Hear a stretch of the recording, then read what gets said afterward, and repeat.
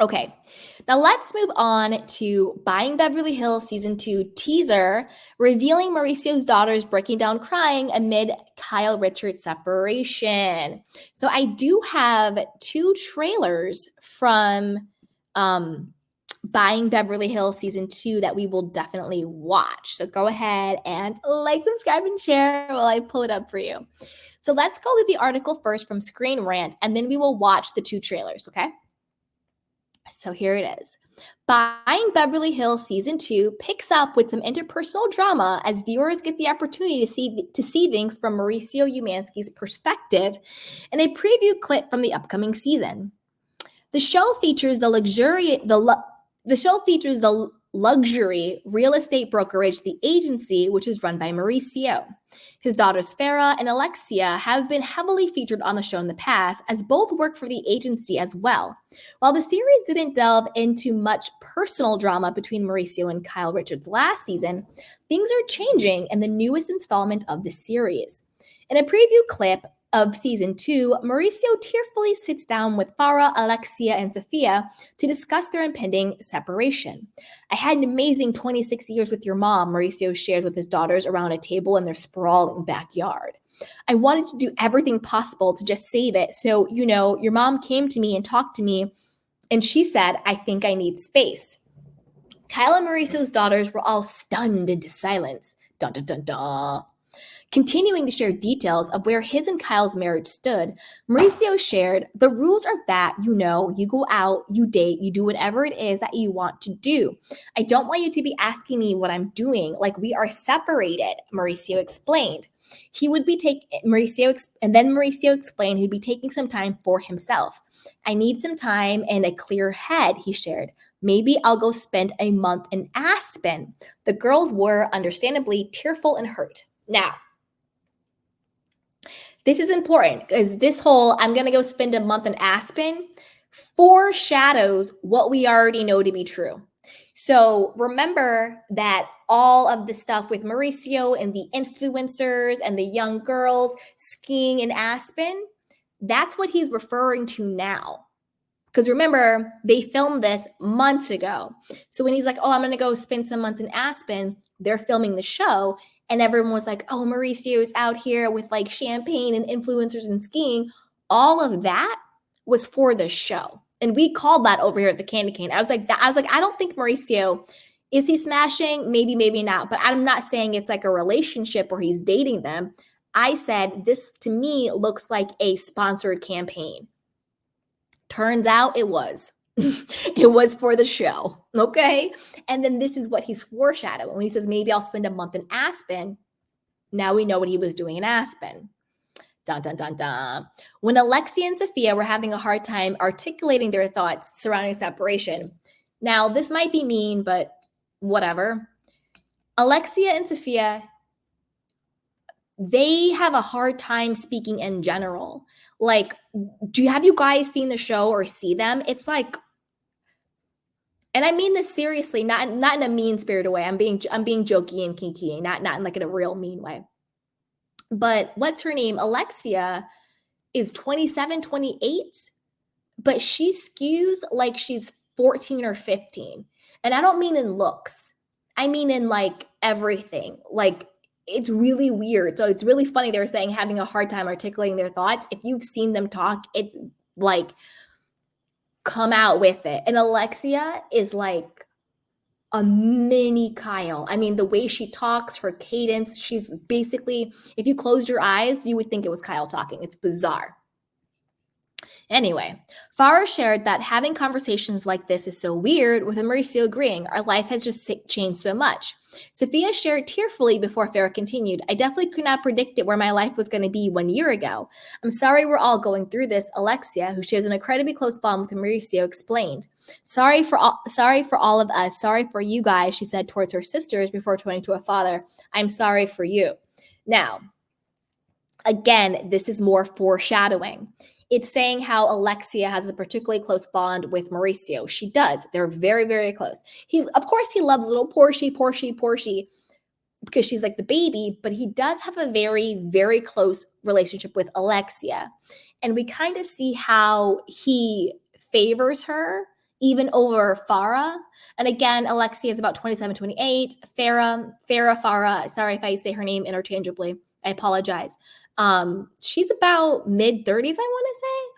And she's killing it and she's smart. But as we'll see in the previews, it's like, oh, is he going to give the company, not give the company, but like give the bigger position to Alexia, which to me would be disrespectful as hell to Farah. And it's like, is it because she's not your blood daughter? Is that why the favoritism is going on? Or is it because she called you out last season about the agency taking too much of a commission from the agents? So last season, Farah basically confirmed that the agency was taking too much money. And she was even considering leaving, either leaving for another agency or to start her own, because she felt very uncomfortable about how much work she was doing versus how much money she was taking home. And she didn't say that. It was also the bin guy and other people. And just in general, they were complaining that the agency was taking too much commission from them. So maybe that's why he's favoring Alexia, because it's his blood and his favorite. And she's not complaining she's not getting paid enough because she doesn't do anything and she's making all this money. Explaining the family only realized there were issues in Kyle and Mauricio's relationship a few months prior, the girls were understandably hurt by the idea of a separation between their parents. Kyle, who has only appeared on Buying Beverly Hills briefly, and by briefly, it was literally like a 30-second FaceTime call when Farah got fake engaged to Alex, because as we all know, that engagement is over because he was non-committal and allegedly cheating on her, has been dealing with the drama that stemmed from her marriage falling apart publicly, but Mauricio's been tackling it behind the scenes. In an emotional moment with his daughters, Mauricio was able to articulate his feelings and hold space for theirs, but the drama is likely just getting started when it comes to the Umanskys on Buying Beverly Hills. Again, there's the question of, does Kyle and Mauricio's marriage problem hurt his business? My answer is hell no. I think it only helps. I think the fact that they are going through this split and everything going on, people who normally would not have watched Buying Beverly Hills are going to flock to Buying Beverly Hills to see what Mauricio gives that Kyle didn't give. I think we're going to see a huge bump in viewership and a huge bump in ratings for season 2 of Buying Beverly Hills. We'll probably get a spike in Buying Beverly Hills season 1 just because people are going to want to go back and binge to get caught up.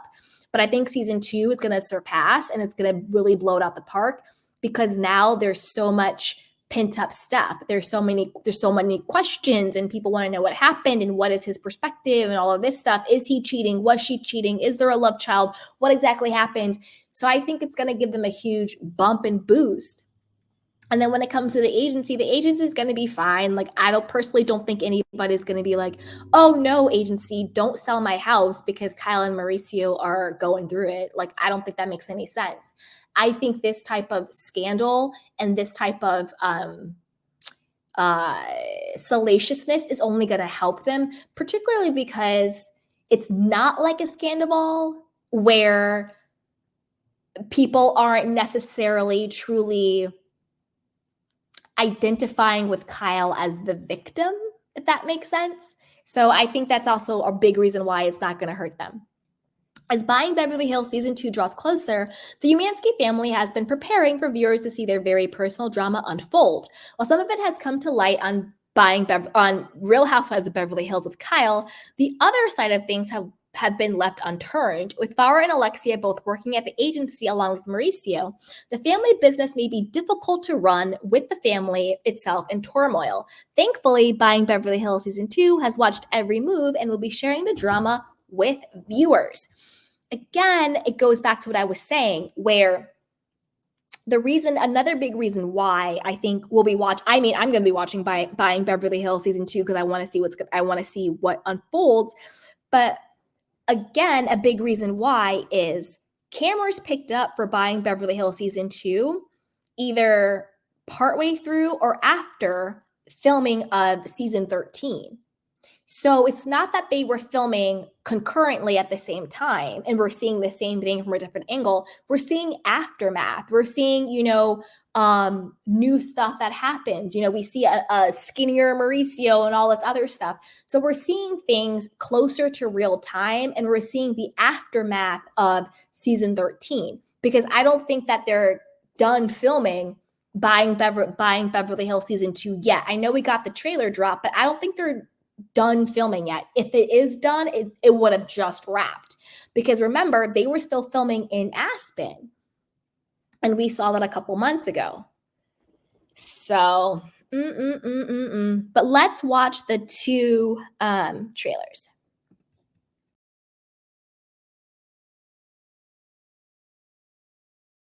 Came and she wanted the separation. Obviously affects, the travel, obviously affects, us. We wanted to have this conversation when we were all together for obvious reasons. I'm really sorry, you guys. She wanted the separation. How will this affect the business? The agency being a large family, just like every family, there's conflict. Sophia has a huge crush on Adam. He was literally like, "You look amazing tonight." And I was like, "You know what I'm talking about? You're a liar." Did I miss something? That we're not working together on this? If you have a problem with me, you should pull me aside. You iced me out. When it comes to who's going to be the head of, I think that that's me. She literally said if you guys took over the agency, it would be business suicide. Who's the heir to the throne? Last year, I would have said Farrah. This year, Alexia, she's really stepped up. Wait, so does this mean I'm calling Alexia boss? The travel. Yeah. Crazy. Like, that's, what do you guys think about this? What do you think about, Alexia? Is she going to be, the heir to the throne, or should it be Farrah? What do you think about Mauricio coming out and saying Kyle wanted the separation? This was what she wanted. Now, Kyle was on Watch What Happens Live and being like, he said I encouraged him to go out, and that's not what I did, and blah, blah, blah, blah. First of all, Kyle, he never said that you encouraged him to go out and date. He said that you said, I need space. We're separated. You can do you and I can do me. That's not encouragement. That's just setting what the boundaries are. With that being said, I do understand what you also said on Watch What Happens Live, that you said, well, I said that so that, if he goes out and dates, it will kind of be easier it'll be easier to deal with, because it's like, I'm the one who said it was okay. So I get that. Of course you don't want him to date, but you're like, I want to have some sense of control. So if I said it's okay for him to date and he dates, and I don't feel like it's cheating and I can buffer myself. I get that. But girl, he didn't say you encouraged him. He just said this is what you wanted. At the end of the day, do I think the separation between Kyle and Mauricio is real? I do. I think it started out as something else. I can't put my finger on it.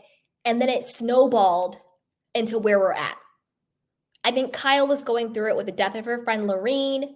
I think that the cheating allegations with Dorit, coupled with the cheating allegations from the past decade, coupled with, her maybe turning a particular age and not feeling seen, needing more time and attention and feeling like a priority, where maybe before she just sort of took it, and him just sort of being business as usual. I'm going to do what I want to do with my side pieces, allegedly, and I'm going to focus on this paper and expanding in my business, and you're going to come along for the ride with the kids the way you always have. Sort of like an identity, midlife crisis, trauma crisis going on. Do I think Kyle actually wants to get divorced from Mauricio? I don't. I think everything she was doing was for attention and to try to shake it up, to make him pay attention to her, to make him prioritize her. I think that he was willfully ignorant to the fact that she needed more from him in the marriage, because I think he chose to prioritize work over her. And I think he's willfully ignorant and willfully in denial about his confusion as to what went wrong, because he doesn't want to prioritize her. He wants things to be status quo. That's what I think is happening. Now, do I think Kyle and Morgan are real? Hell no. I've been saying that from day one. I don't think they're real. This whole, oh, it's official, loved up. This